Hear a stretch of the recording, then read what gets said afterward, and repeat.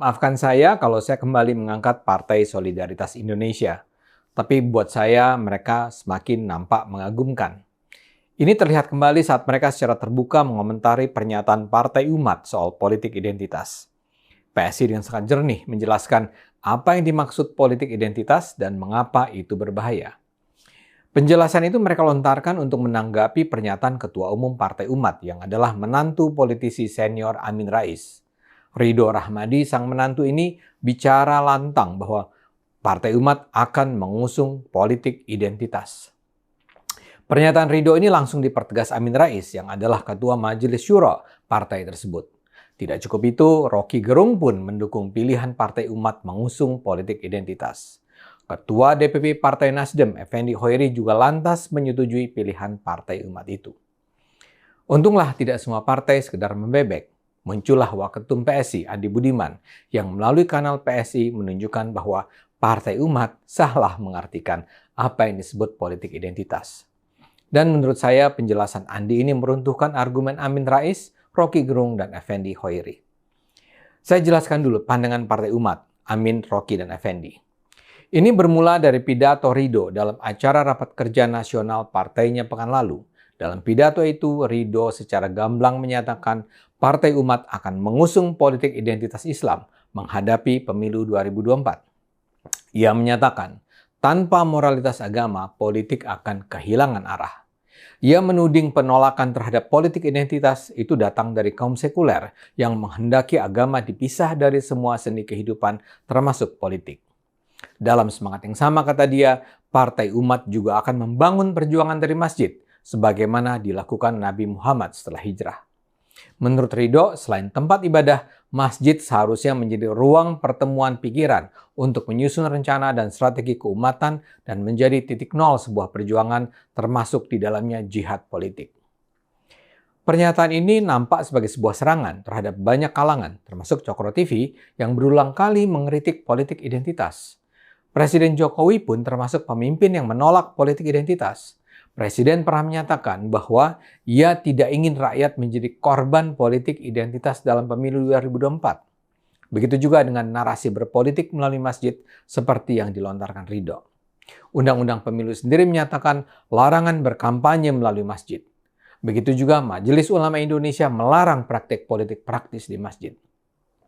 Jadi bisa dibilang Partai Umat sedang membangun image partai Islam yang berseberangan dengan pemerintahan Jokowi dan tidak akan tunduk pada apa yang mereka sebut sebagai produk sekuler yang akan mengerdilkan Islam.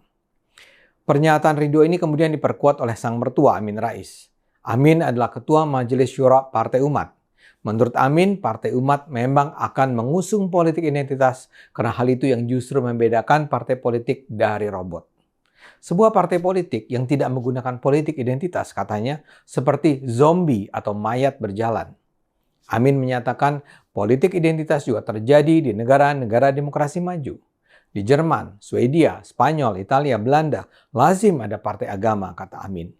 Di Jerman, partai yang mengusung identitas agama seperti Partai Kristen Demokrat bahkan menjadi partai terbesar kedua. Amin mengkritik para politisi di Indonesia yang menurutnya perilakunya seperti burung beo, yakni kalau satu mengatakan politik identitas itu berbahaya, langsung diikuti yang lain dengan mengatakan politik identitas berbahaya. Itu sangat aib, katanya. Pernyataan keluarga Rais itu kemudian ditimpali oleh Rocky Gerung. Dia memuji-muji politik identitas. Umat artinya memihak rakyat, kata Rocky. Tanpa umat, republik tamat. Itulah yang disebut politik identitas, katanya. Dukungan juga datang dari Partai Nasdem. Ketua DPP Nasdem, Effendi Hoiri, menyatakan tak ada yang salah dengan istilah politik identitas. Effendi kemudian menegaskan Nasdem menerima Partai Umat dengan tangan terbuka bila ingin bergabung dengan mereka mendukung Anies Baswedan. Pandangan-pandangan ini yang kemudian dibantah secara cemerlang oleh PSI melalui video Andi Budiman.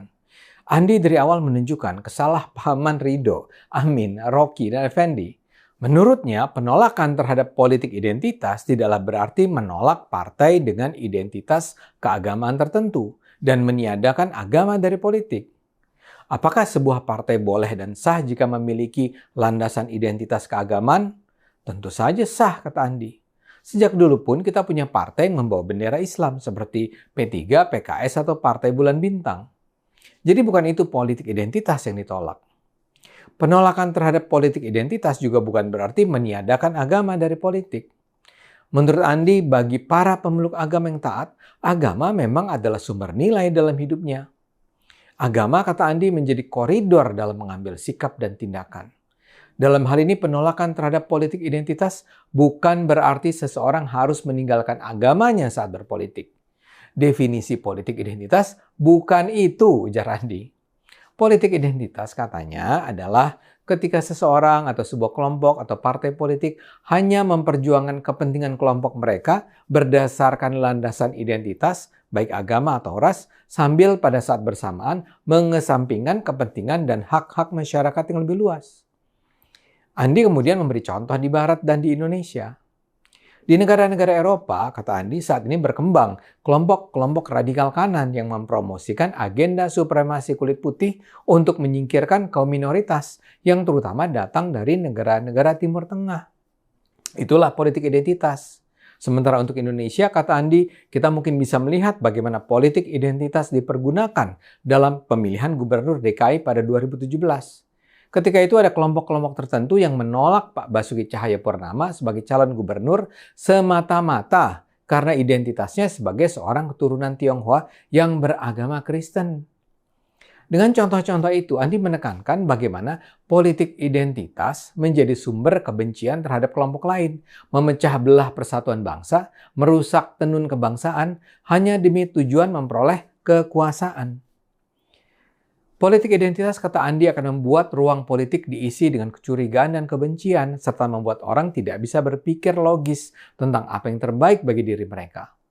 PSI, kata Andi, mengajak masyarakat menjadikan politik sebagai ruang untuk mencari formula terbaik memecahkan persoalan rakyat dan mendorong kesetaraan.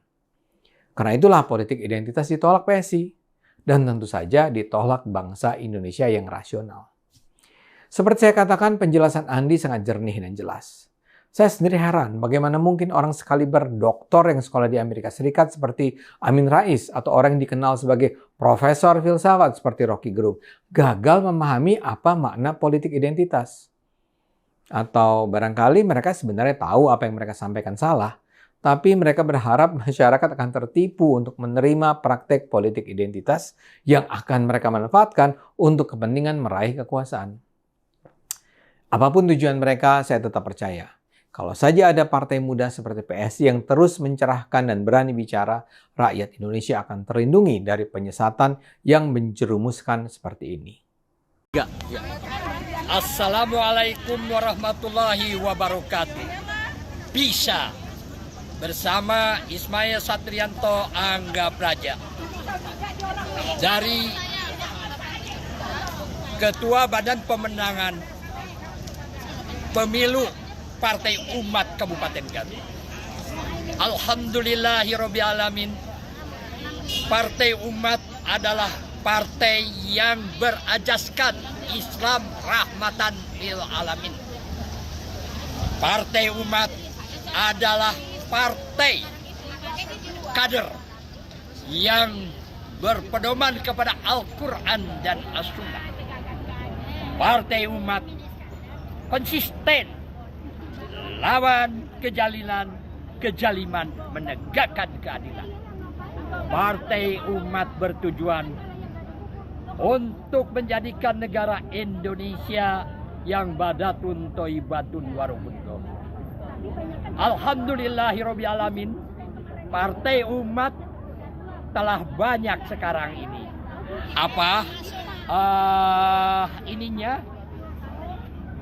Pengikutnya, ya, pendukungnya luar biasa. Ya, sekarang sedang rakernas ke-1 Partai Umat itu. Ini diadakan di Pondok Gede Asrama Haji.